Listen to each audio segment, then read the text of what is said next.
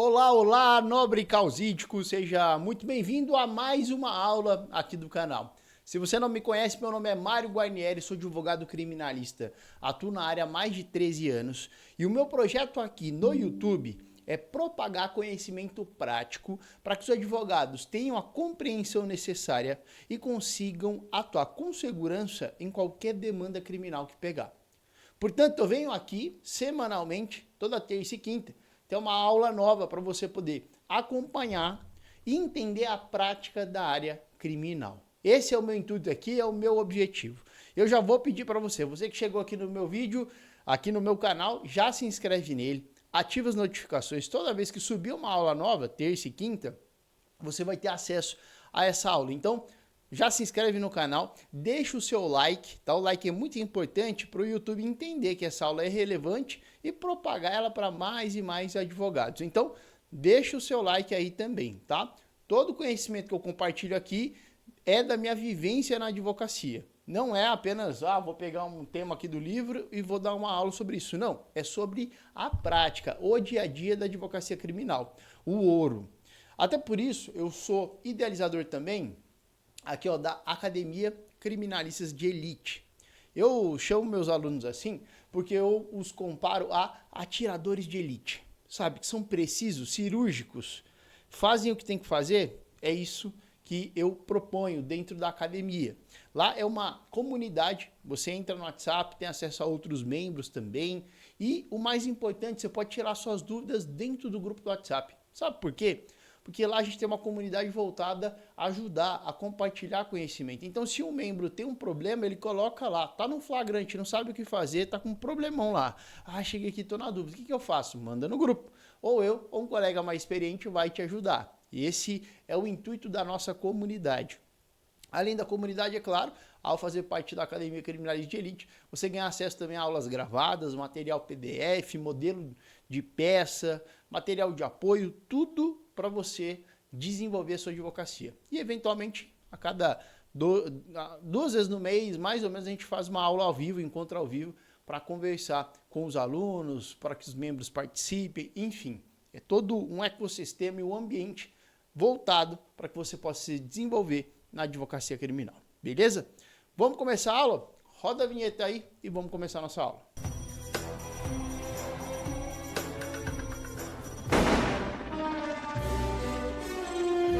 Antes da gente começar o nosso conteúdo, eu preciso te avisar. No dia 25 de janeiro, no sábado, eu vou fazer a imersão Advogado de Elite. É uma imersão voltada para advogados e advogadas que atuam na área criminal. E durante essa imersão serão mais de 10 horas de conteúdo. Eu vou me aprofundar em casos reais, a gente vai analisar ponto a ponto, te mostrando qual foi a estratégia de sucesso adotada em cada um desses casos. Você vai receber também, ao participar dessa imersão, modelos de peça e tarefas práticas. Você vai receber um material PDF para na hora ali você já começar a rascunhar a sua estratégia e começar a implementar toda a metodologia na prática. Além disso, também vão participar convidados de renome em âmbito nacional. Nós vamos trazer convidados ali para falar sobre habeas corpus, cadeia de custódia, teremos até assessor de desembargador para explicar dosimetria da pena. Todo esse conteúdo você tem acesso por apenas R$ 47,90. Esse é o valor para você participar dessa imersão. Além, é claro, do network que você vai fazer com outros colegas. Essa imersão vai ser ao vivo, tá? Vai ser ao vivo, vai ter bloco de perguntas e respostas. Você vai poder conhecer outros colegas criminalistas e tirar suas dúvidas ao vivo comigo no dia 25 de janeiro. Então, se você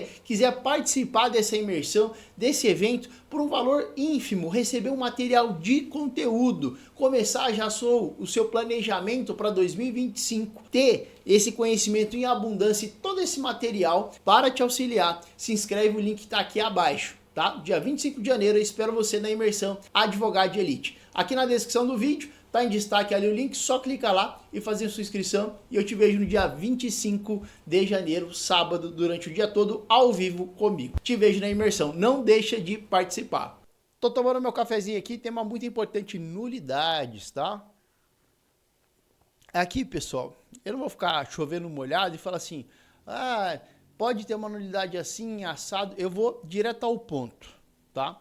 Tem dois grandes momentos em que eu observo que são nulidades pontuais, que depois de observadas nesses momentos, você vai carregar ela para o resto do processo. Então, tendo em vista esses momentos cruciais, você, uma vez identificando a nulidade ali, você vai levar ela para o final do processo. É claro que na aula aqui não consigo abordar 100%, mas eu vou trazer aqui, e é o propósito dessa aula hoje, trazer as que mais acontecem no dia a dia. São as mais, vamos dizer, recorrentes. Então, são as nulidades que você vai ver com mais recorrência dentro dos processos. E eu vou trazer aqui para que você possa ter essa compreensão e preste atenção, tá? Vamos lá, nosso quadro, nossa aula aqui. Vamos lá. Nulidades, tá? Eu quero começar primeiro com a nulidade de algibeira. Já ouviu falar dessa nulidade? Professor, eu já vi em algum julgado isso aí, eu queria entender o que é nulidade de algibeira. Você deve correr dessa nulidade, tá? Basicamente, a nulidade de algibeira é o seguinte: a defesa ela toma conhecimento de uma nulidade, mas ela fica quietinha.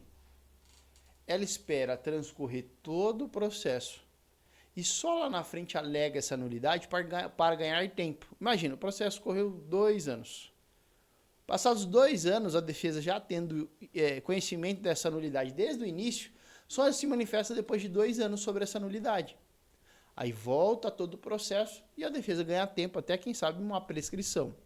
E a nulidade de algibeira é exatamente essa manobra ardilosa.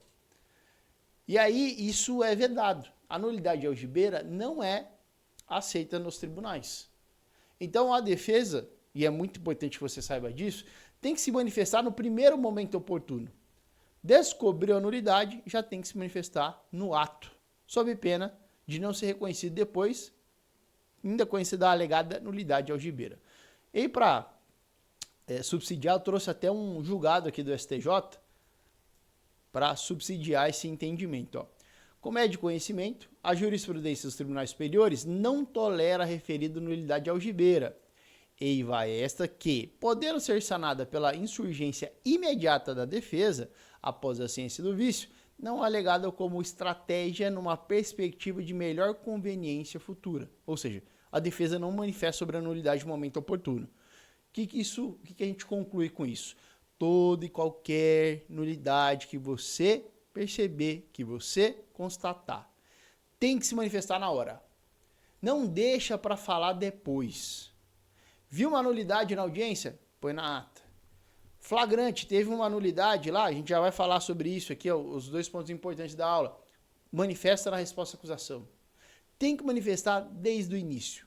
Percebeu, constatou uma nulidade? Manifesta sobre ela desde o início. Não deixa transcorrer, porque depois, na hora que você decidir falar sobre ela, pode ser que seja tarde demais. Aí vai ser a alegada nulidade de algibeira, porque você não alegou ela desde o início. E tendo em vista este problema, toda vez que você constatar uma nulidade, manifeste sobre ela imediatamente. Na ata, na defesa, na peça que você vai fazer, faz uma manifestação no processo, enfim, não deixa passar a nulidade. Porque ela pode ser conhecida como uma nulidade de algibeira e ela não vai ser reconhecida. De repente é uma nulidade importante para a defesa, certo?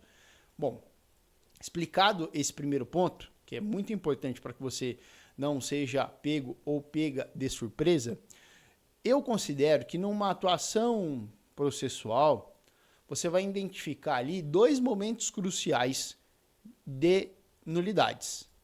Nulidade lá no flagrante, nulidade lá na audiência. Ah, professor, mas em sede de alegações finais, você vai corroborar uma nulidade no flagrante ou na audiência, ou no curso do processo.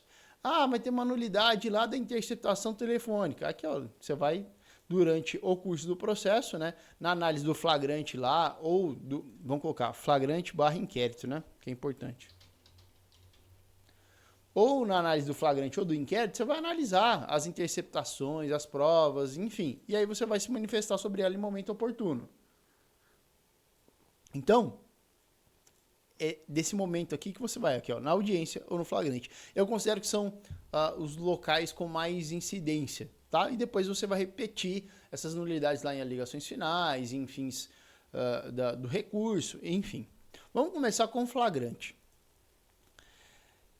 Não são, assim, são ilegalidades que podem ocorrer lá no flagrante, tá? Eu separei 3 que tem mais recorrência, que elas vão causar a nulidade da prova. É uma prova ilícita, portanto, ela vai ter que ser extirpada do feito, tá? Então, por exemplo, a questão das fundadas suspeitas, é importante você ter em mente que um flagrante ilegal, ela contamina, né? Vai causar ali a nulidade do ato, ali vai eivar as provas e elas não vão poder ser utilizadas, né? São provas ilícitas. Lá com relação às fundadas suspeitas, eu sempre observo, é uma regra minha, quando eu entro em um processo em que há um flagrante, a atuação policial, eu sempre verifico a ausência de fundadas suspeitas, como se deu a atuação da Guarda Municipal e flagrante em via pública e posterior condução até residência. A ausência de fundadas suspeitas, sabe-se que não se pode justificar uma abordagem baseada unicamente no tirocínio policial, naquela suspeita sem justificativa, aquela aparência de cometimento de crime, aquele nervosismo. Essas características não autorizam a polícia a fazer abordagem veicular ao pessoal ou invadir o domicílio. Tá? Se o ato todo, o flagrante todo, o suposto flagrante se deu com base em elementos que não configuram fundadas suspeitas, temos ali uma ilegalidade desse flagrante, né? E aí a questão de contaminação dessas provas. E essas provas não podem ser utilizadas. Se eventualmente a denúncia foi ofertada se baseando nessas provas, que é o que vai acontecer, imagina, nós temos uma invasão do domicílio sem fundadas suspeitas, encontrou droga lá dentro. Então a droga encontrada vai subsidiar uma denúncia por tráfico de drogas. Só que se essa droga está contaminada por ser uma prova ilícita e não pode, portanto, ser utilizada, ela tem que ser excluída, e aí vai cair por terra também a denúncia, porque ela se baseava na droga. Não existindo droga, não tem como acusar alguém de tráfico. Entende? Essa linha lógica que você deve pensar e desenvolver, o mesmo vale também para a questão da atuação da guarda. Atualmente, no momento em que eu estou fazendo essa aula, tem uma discussão severa no STF sobre a possibilidade ou não da Guarda Municipal fazer abordagem, policiamento ostensivo, até o momento, repito, até o momento, olha a data desse vídeo, para ver se já foi decidido pelo STF ou não, até o momento, decisões reiteradas do STJ de que a Guarda Municipal não pode fazer policiamento ostensivo, tá bom? Então, até o momento da gravação dessa aula, pode ser que você esteja assistindo essa aula em um momento futuro, em que já há uma decisão do STF validando a atuação da guarda. Até o momento, até a data de hoje, né, dia em que essa aula está indo para o ar, não tem qualquer decisão. A decisão, pelo contrário, é que a Guarda Municipal não pode fazer policiamento ostensivo. Assim sendo, se você perceber a prisão ou flagrante do seu cliente em decorrência de atuação da Guarda Municipal, aí é uma questão que você pode perceber ali se tiver alguma ilegalidade, tá? Guarda Municipal não pode fazer policiamento ostensivo. Se o faz e acaba prendendo alguém, desde que não esteja em flagrante, porque o flagrante, pessoal, qualquer do povo pode prender. Não que a guarda seja qualquer do povo, mas se qualquer do povo pode, a guarda também pode. Qualquer um pode prender em flagrante. Agora, aquelas situações em que para a pessoa, faz uma abordagem, depois se constata um ilícito, ou invade a casa do indivíduo, depois se constata um ilícito, aí nós teremos ali uma situação de ilegalidade dessas provas, porque por conta da atuação da guarda. O mesmo vale ali flagrante em via pública e posterior condução até a residência. Então, quando o indivíduo é preso em via pública, né, em flagrante, isso não autoriza que a polícia, em ato contínuo, leve ele até a casa dele para fazer uma busca posterior dentro do imóvel. Isso é válido? Não é válido, não pode ser aceito, tá? Então, fez a abordagem pessoal em via pública e não se constatou ali o flagrante, isso não autoriza por si só uma continuidade e depois a condução dele até o imóvel para verificar se no imóvel dele tem mais droga ou qualquer elemento que comprova ali a prática de um crime. Pode isso? Não pode. Não pode. Tá? Então, o flagrante e posterior condução até a sua residência, se isso acontecer, você pode atacar esse segundo momento, dizendo que qualquer elemento encontrado depois vai se tratar de uma prova ilícita, tem que ser extirpada dos autos. Tá? São situações que eu sempre observo com relação a fundadas suspeitas. Uma outra situação também muito importante é a questão do reconhecimento de pessoas. E lá nós temos a questão do 226 do CPP. Né? Isso aqui é muito importante, muito reconhecimento de pessoas. É uma das primeiras situações que eu analiso, porque vai subsidiar o fumus comissi delicti. Professor, para que alguém seja preso ou que um processo seja iniciado contra uma pessoa, o que é preciso? 2 elementos. Prova do crime e indícios de autoria. A prova do crime é a prova que o crime aconteceu. No crime de lesão corporal, o exame de corpo de delito, o hematoma, enfim. Né? No tráfico de drogas, é a droga apreendida. Isso é prova do crime. E indícios? Indícios não é uma certeza. Prova do crime é certeza que o crime foi praticado. Agora, indícios não precisa de uma prova cabal, uma certeza absoluta, intangível e incontestável. Não. Ali eu preciso de prova do crime, é indício. O que é um indício? É uma possibilidade. Então eu não preciso de uma certeza. Por exemplo, se suspeita-se que fulano de tal foi o autor dos disparos que ceifaram a vida da vítima tal. E depois de escutar os disparos, uma testemunha viu fulano de tal correndo pelo local. Não é uma certeza se foi ele, porque ele estava correndo, mas é um indício. Já autorizaria eventual prisão, se presente, claro, os requisitos ali da preventiva. Esse é o primeiro elemento, não é isolado. Aí na preventiva tem que analisar junto com o 312. Mas autorizaria a prisão preventiva e autorizaria o início de um processo contra ele. Porque eu tenho a prova, tem lá a vítima, né, o corpo da vítima, e nós temos também os indícios de autoria. Alguém viu ele correndo, não viu ele atirando, mas viu ele correndo ali. Isso é um indício. Então, indício não é uma certeza, é uma probabilidade, uma possibilidade. E aí, em muitos dos casos, o que a gente observa? Que o reconhecimento de pessoas ele é feito de maneira ilegal. Então, o reconhecimento ele serve como indício de autoria. Quando coloca-se o suspeito do crime lá no local para ele ser reconhecido e a vítima indagada. Qual desses aqui praticou o crime? Você reconhece um desses ali como autor do delito e ela vai apontar, foi fulano de tal. Só que o que acontece na maioria dos casos? O reconhecimento é feito apenas apresentando foto ou apenas o próprio acautelado, o próprio preso ali, ele sozinho, sem mais ninguém. Coloca ele na frente da vítima e fala, foi esse? Ou apresenta a foto, foi esse aqui? E o reconhecimento ele pode ser induzido, e o STJ fala que tem que seguir a regra 226. Portanto, se o indício de autoria que paira em desfavor do seu cliente é unicamente o reconhecimento, não tem vídeo, não tem testemunho, não tem nada. A vítima procedeu a um reconhecimento de pessoas, dizendo que o seu cliente é o suposto autor do crime, mas só apresentou ele. Não seguiu a regra do 226, tem que colocar mais pessoas com características semelhantes a dele para que se proceda o reconhecimento de pessoas. Se isso não é feito, se isso é violado, essa regra do 226, nós temos uma nulidade aí nessa prova, porque ela violou uma regra processual do 226. E ela não é válida para reforçar o indício de autoria. Aí eu indago, se não temos indício de autoria, porque o reconhecimento que baseava, né, que servia como indício, ele é reconhecidamente ilegal, o que eu vou fazer? Excluir ele do processo, vai sobrar algum indício? Não. Opa, aí eu não tenho fumus comissi delicti.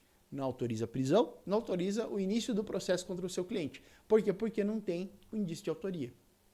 Então são fundamentos que você precisa olhar, precisa observar para continuar o processo. Tá? O reconhecimento de pessoas é um importante. E um outro também que eu olharia é a questão da cadeia de custódia, tá? Observar a produção da prova, né? Se ela foi legítima.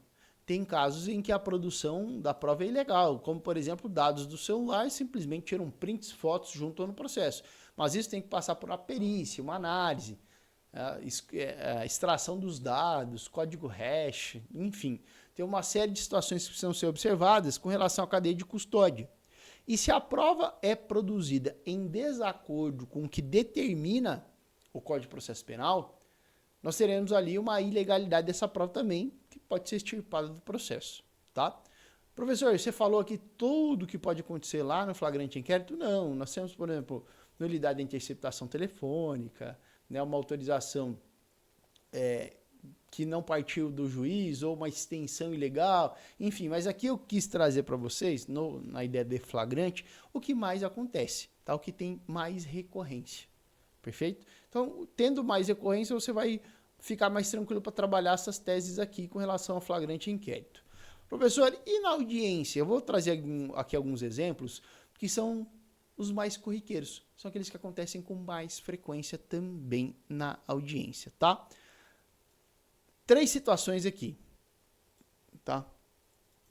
Ordem da oitiva das testemunhas. Professor, como é que funciona essa ordem da oitiva de testemunhas? Vai acontecer da seguinte maneira. Primeiro escuta-se as testemunhas de acusação, depois as testemunhas de defesa, e depois de todo mundo ouvido e encerrado, interrogatório do réu. É assim que funciona essa ordem, tá? Professor, e se for uma testemunha em comum? Aí ela vai junto com a testemunha da acusação, porque a testemunha é comum.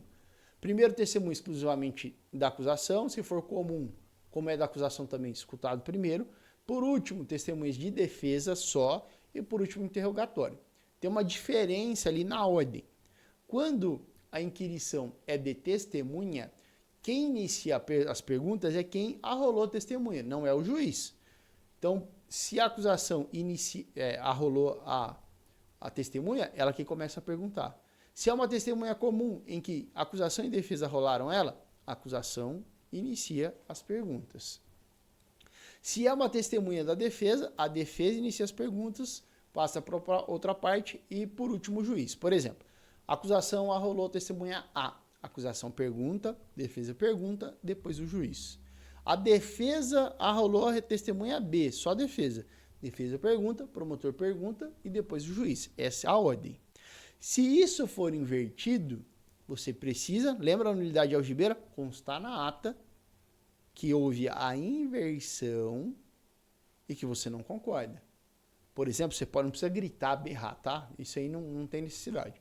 Mas na audiência você pode indagar o magistrado. Silêncio. Como é o testemunho de acusação, o promotor que deve iniciar as perguntas, né? A defesa de maneira subsidiária. Ou quando o juiz abre, o juiz vai abrir perguntando, fazendo perguntas para a testemunha só de qualificação. Aí tranquilo. Dona fulano, como é que é o seu nome? Ah, fulano de tal. Você tem amizade ou inimizade íntima com as partes? Tem algum interesse na causa? Não. Beleza. Ó, a senhora vai ser ouvida com o compromisso de dizer a verdade, só pena de responder por falso testemunho. Tudo bem? Tudo bem. Com a palavra defesa ou com a palavra acusação. E aí vai transcorrer ali o ato, tá? Ou de um ou de outro, beleza? Mas essa é a sequência que deve seguir. Professor, e se não seguir sequência? Aí você vai interromper o ato, cordialmente falar com o juiz.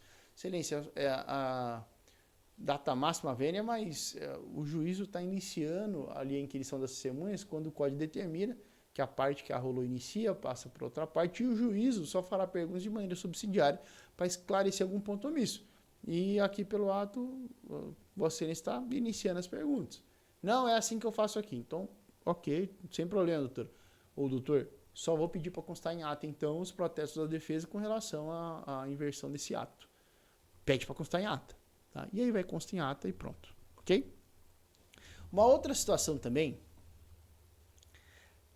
é o interrogatório do réu antes do retorno de carta precatória. Poucos criminalistas prestam atenção nisso aqui, tá? O que é carta precatória, tá? Aqui as aulas ela abrangem desde o iniciante ao avançado e a gente passa por tudo, tá? Então, o que é carta precatória? Imagina que uma testemunha ela precisa ser ouvida em outro estado ou outra comarca. Tanto faz, tá? Podem ser, por exemplo, tem um processo tramitando em São Paulo, capital, e precisa ouvir a vítima que mudou de lá, está em Sorocaba. Está dentro do mesmo estado. Só que como são comarcas distintas, vai ter que pedir uma carta precatória. Ou o processo em São Paulo e precisa ouvir uma testemunha em Minas, em outro estado, também dá. Não ponha na cabeça carta precatória outro estado, tá? É qualquer outra comarca. Por exemplo, aqui na minha cidade tem uma outra próxima que fica a cerca de uns 40 ou 30 quilômetros. Pertinho. Mas lá é uma outra jurisdição. Então, se o juiz daqui precisa intimar a testemunha lá, lá ele não tem competência, então ele tem que mandar uma carta precatória para o juiz de lá proceder à oitiva, beleza? Essa é a função da carta precatória, ouvir alguém, ou interrogar, pode ser o réu também, que esteja fora da comarca. Aí ele vai mandar a carta precatória para o juiz competente lá, responsável pela comarca na onde essa pessoa está, para que proceda a oitiva dela. Mas fato é, quando há expedição de carta precatória para a oitiva de uma testemunha, isso não suspende ou interrompe, né, o andamento do processo. Mandamos uma carta precatória, não, vamos esperar para continuar a oitiva da testemunha. Não, o processo tramita, vai correndo. Enquanto não volta essa precatória, o processo vai correndo. Por quê? Regra, a expedição de carta precatória não suspende o andamento do processo, ok? Mas o interrogatório não pode ser realizado antes do retorno da precatória. Por quê? Aí nós temos uma violação do princípio do contraditório e da ampla defesa.